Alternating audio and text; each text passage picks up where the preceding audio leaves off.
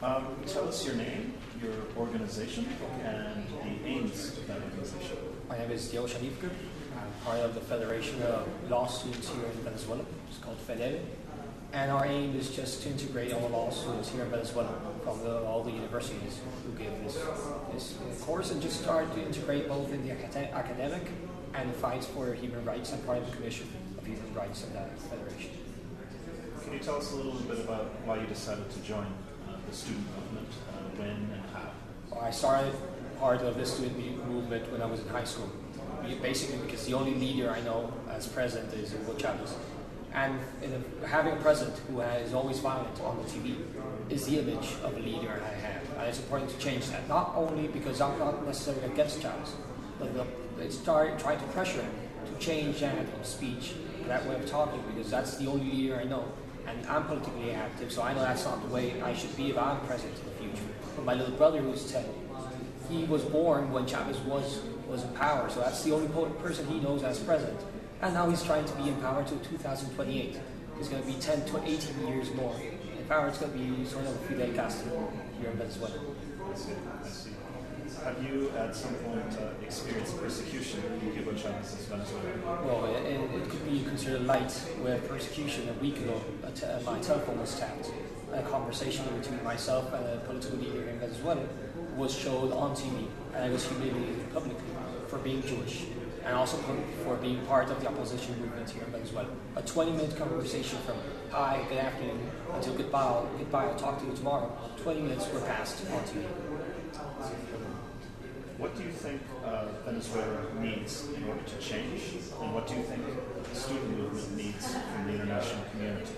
Basically what we've accomplished up to now, in a way, is having a group of people who can go against, who can have a difference of opinion with this government, and just start a debate between both ideologies and two ways of thinking of how Venezuela should be. That was accomplished in 2007. That's why the reform of the Constitution was defeated, because there was a debate. It wasn't only what Chavez said, but now there was another group, and they were academics, so they were students.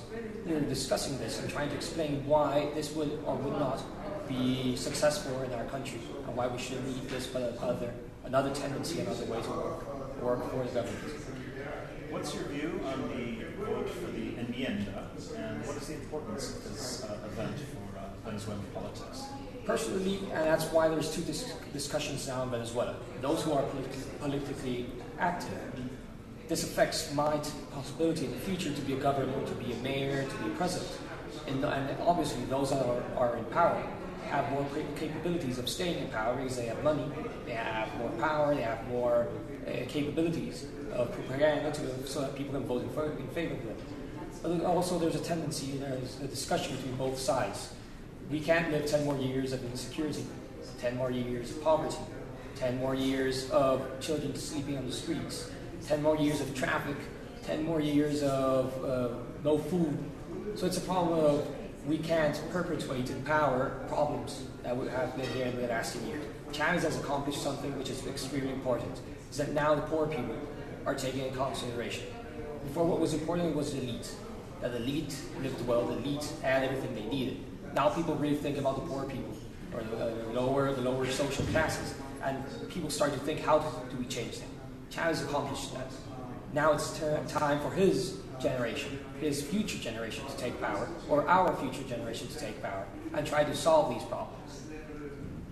Thank you very much.